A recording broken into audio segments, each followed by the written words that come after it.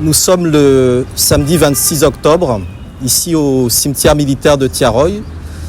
Nous remercions les responsables des lieux qui nous ont accueillis ce matin dans le contexte d'une visite dans le cadre de la conférence internationale panafricaine anti-impérialiste organisée par la Dynamique unitaire panafricaine, la plateforme mondiale anti-impérialiste et le comité national préparatoire du Sénégal.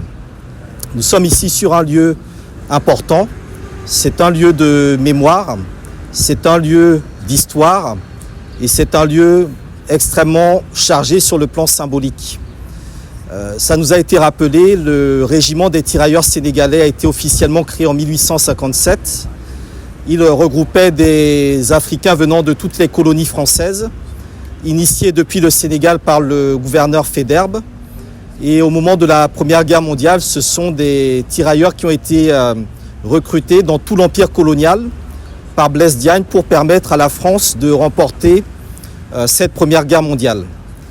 Il y a déjà eu une première trahison à ce moment-là, puisque originellement les tirailleurs étaient d'anciens esclaves rachetés.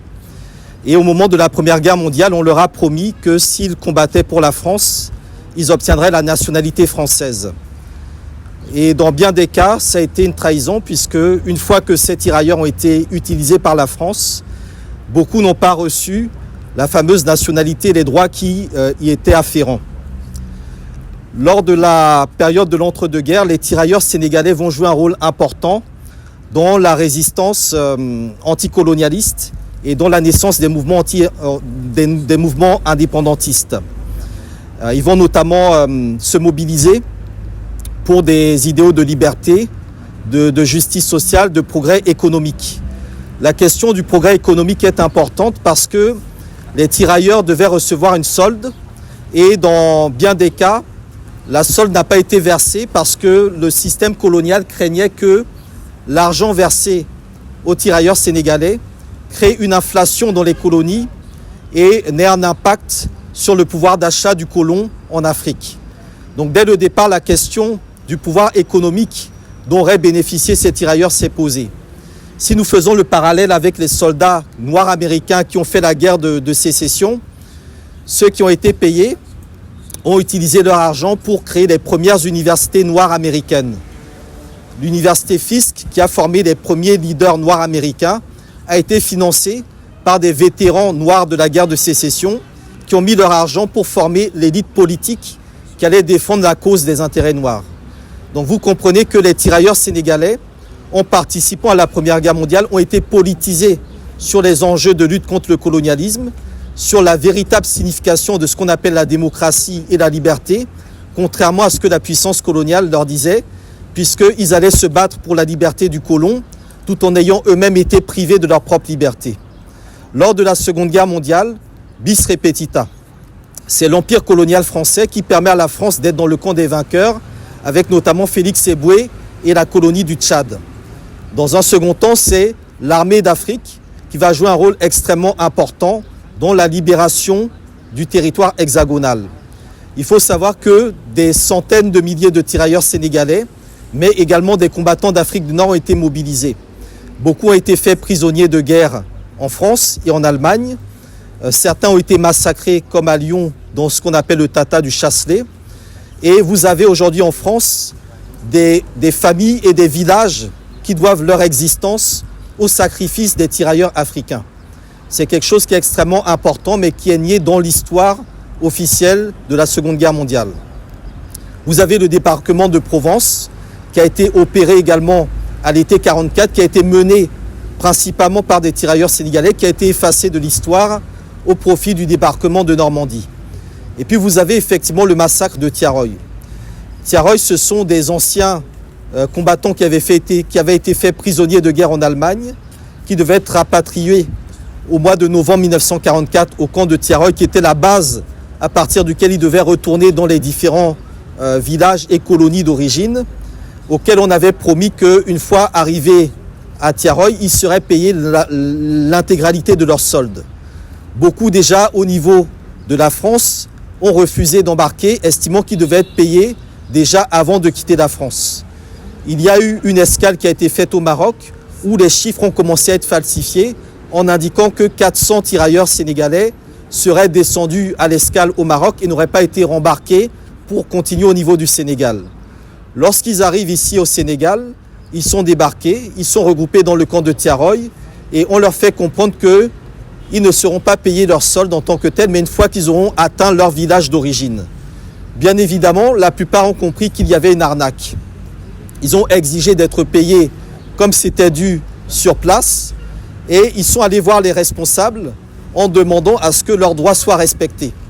Les officiers français ont jugé ça comme étant une arrogance et l'armée française a mis en place une chaîne de commandement qui a abouti à l'arrivée sur le camp de Thiaroye d'un régiment venu exécuter les tirailleurs sénégalais.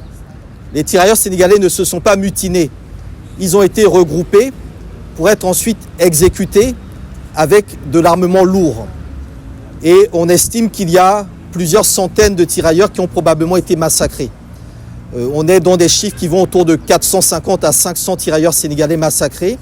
Mais officiellement, dans les chiffres qui sont donnés, on est entre 35 et 70, avec également des faux en écriture qui montrent que l'armée française a commis un crime d'État et a masqué la véracité de l'histoire.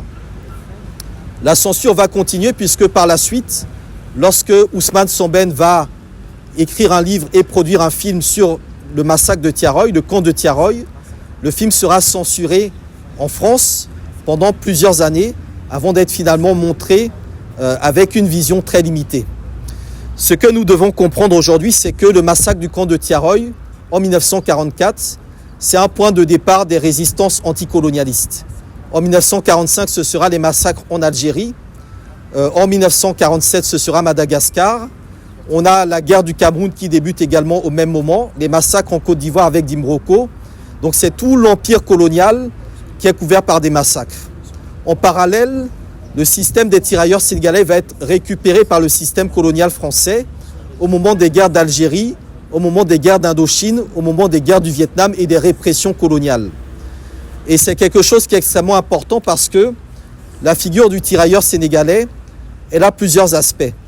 Il y a les héros qui ont combattu contre le nazisme, qui ont combattu pour la liberté, qui ont combattu pour la paix et qui n'ont pas été reconnus à leur juste valeur, puisqu'ils n'ont pas été honorés tels qu'ils auraient dû l'être et ils n'ont pas été non plus dédommagés pour leur sacrifice.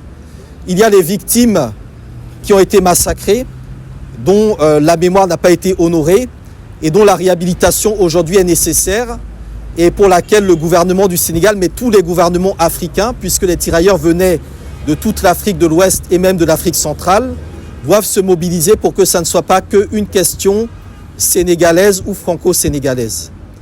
Et enfin, il y a le troisième niveau qui nous concerne directement, puisque le système des tirailleurs sénégalais est un système qui a été mis en place dans le cadre du système néocolonial de la France-Afrique. Et parmi les tirailleurs sénégalais qui ont ensuite joué un rôle dans le système colonial français, nous avons un certain nombre de figures qui vont jouer un rôle dans l'histoire postcoloniale française. On peut citer Gnassingbé Eyadema, qui n'a jamais caché son passé dans l'armée coloniale, même si le Togo n'était pas officiellement une colonie française, qui a été donc celui à l'origine de l'assassinat de Sylvanus Olympio.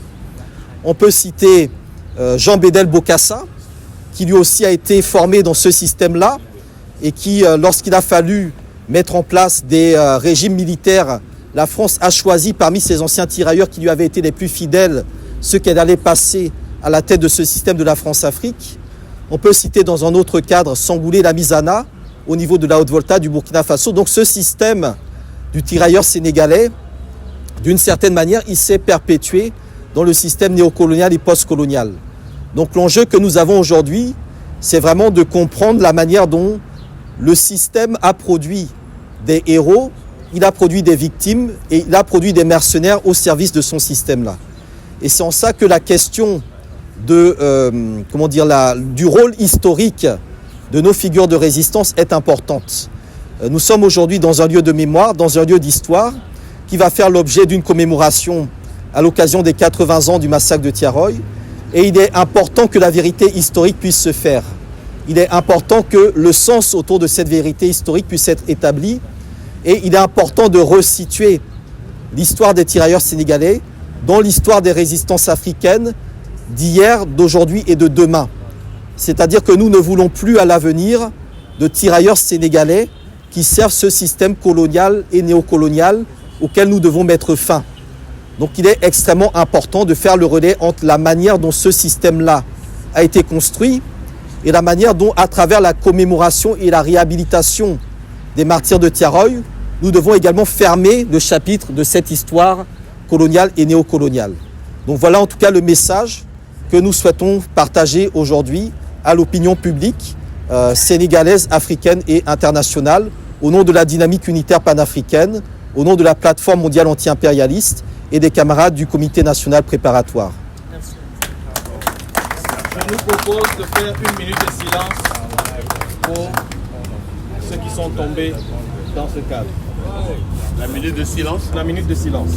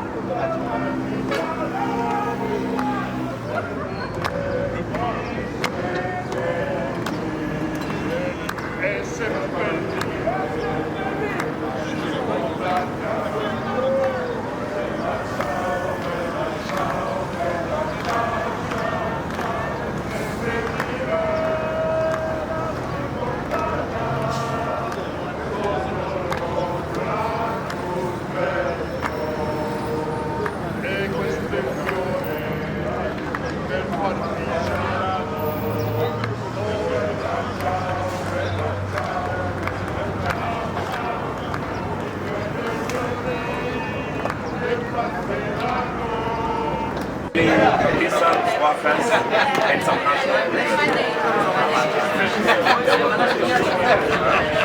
we have a popular chat, so we